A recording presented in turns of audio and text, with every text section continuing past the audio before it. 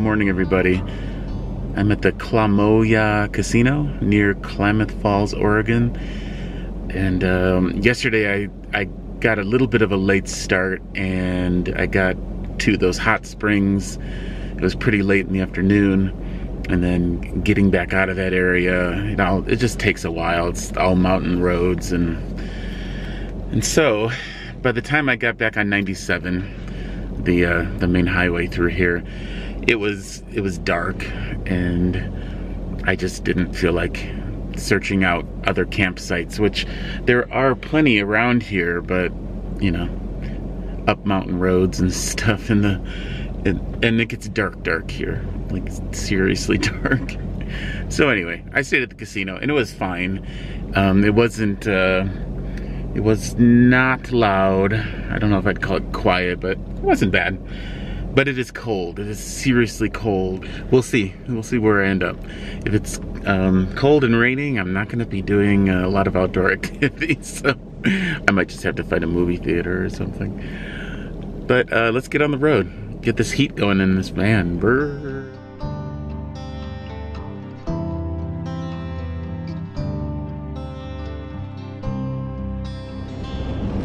So I cross a couple of miles into California and it starts raining. I'm looking for warm, sunny weather. Guess I gotta hightail it to Arizona. Well, that's Mount Shasta in front of us, and you can see the snow, but you definitely can't see the peak of the mountain. I will not be hiking Mount Shasta today. So I'm in Weed, and it's still raining and very cloudy, but the sun is just coming out. And there's a rainbow.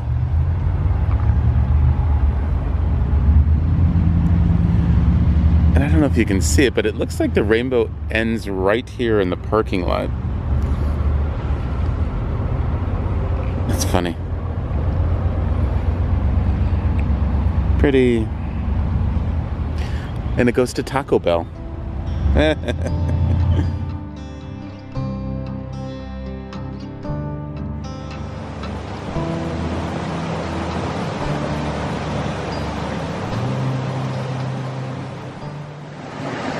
So you say you've been getting water here for the last 6 years? 6 years now, yeah. And never been sick? Nope. And you said 50 years in the making? Yeah, right on the sign there. It's 50 years the filter where this water comes from. 50 years. Wow. Pretty amazing. So have you heard anyone say it's got a higher energy? Higher energy? I was going to mention that. Yeah? When I first started drinking it, I could feel it every time. You get accustomed to it, I suppose. Oh, wow. But yeah, you could feel the higher vibration. The vibration, yeah. Yeah. Oh, cool. Yeah, it's awesome water. I hope this will be better water. Well, thank you so much. My pleasure.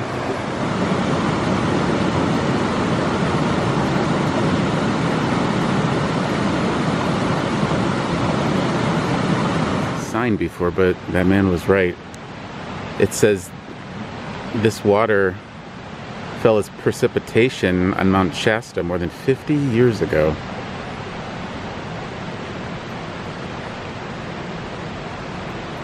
Wow. It's pretty amazing. So there's Mount Shasta.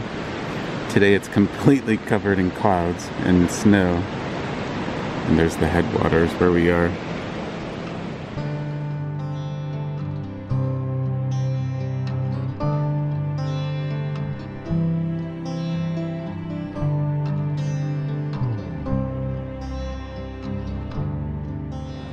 Not sure where this bridge goes, but looks kind of inviting.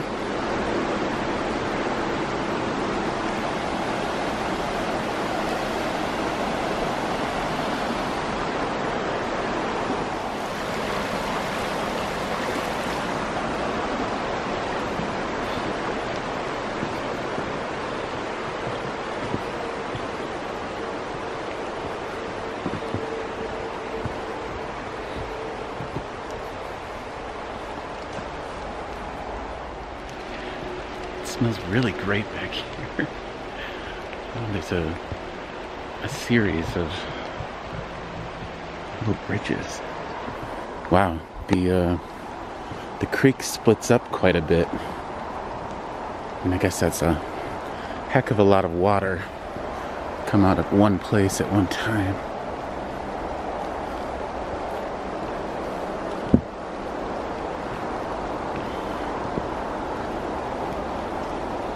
Yeah, it's created this whole wetland back here. Whew. This bridge is a little scary.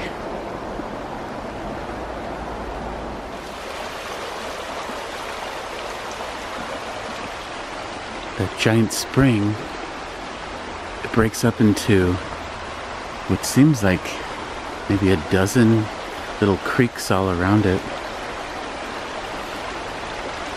I don't think I'm going to cross that. Lots of little trails along the waterways here.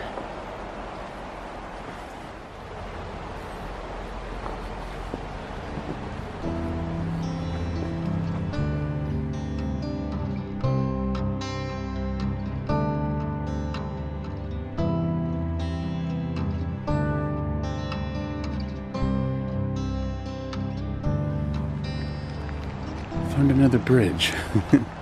I thought maybe I'd have to turn around, go back the same way, but this really is a beautiful little park, and it just happens to have one magnificent giant spring.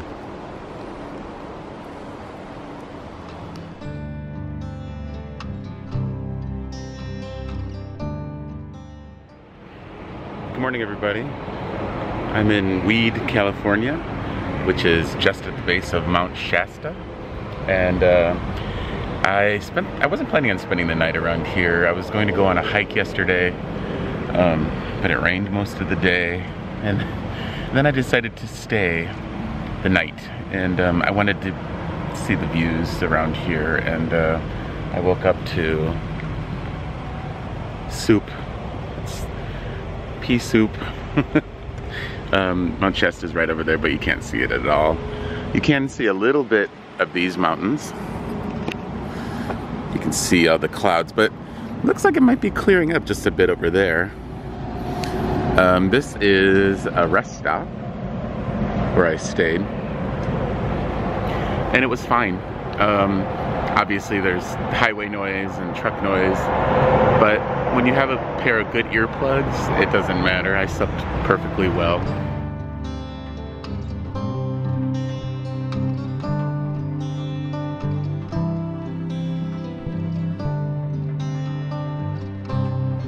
I don't know if you could tell, but this rest stop is right next to an airport, and in that time lapse you could see tiny little airplanes. So I'm in Weed, and it's still raining and very cloudy, but the sun is just coming out, and there's a rainbow.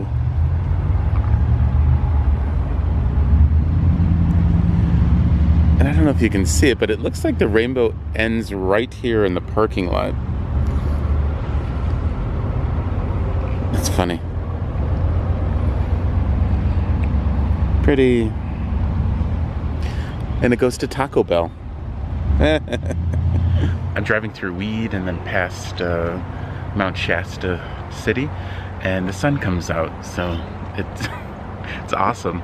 It's been raining and cloudy for the last day and a half, so I stopped again at the city park where the headwaters are, the big spring, and I'm gonna get more water because why not? I asked more people about the safety of the water, and everyone says it's absolutely safe.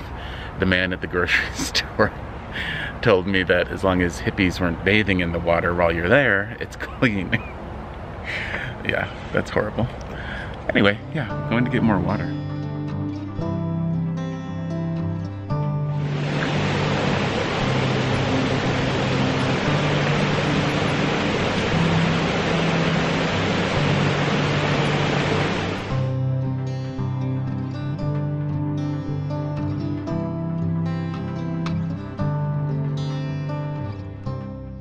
setting up for a wedding over here.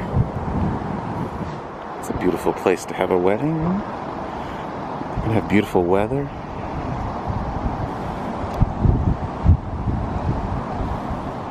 And then they can roast something on this spit.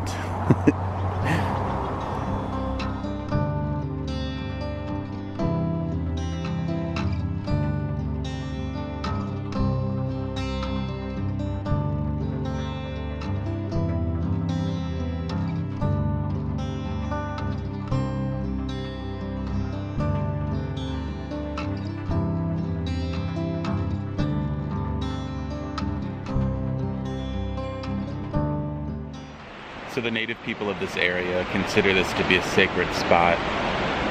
They believe that their people came from the waters of Mount Shasta.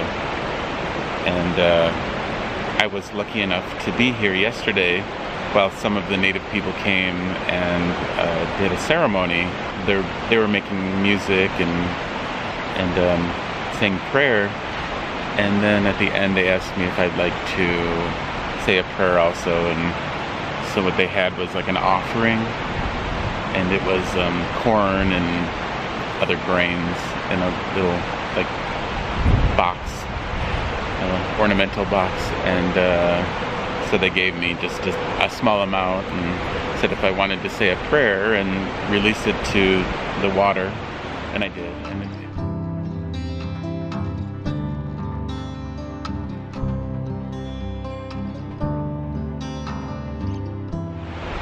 this place does feel special to me. I mean, it is, if you think about it, where, you know, a giant river provides water for probably millions of people, all down the Sacramento River. I met quite a few people here over the last couple of days, and really nice, interesting people. Everyone said the water was safe to drink. They said that, you know, the locals and have been drinking it forever, and obviously the tribes, they're, you know, through the centuries have been drinking this water.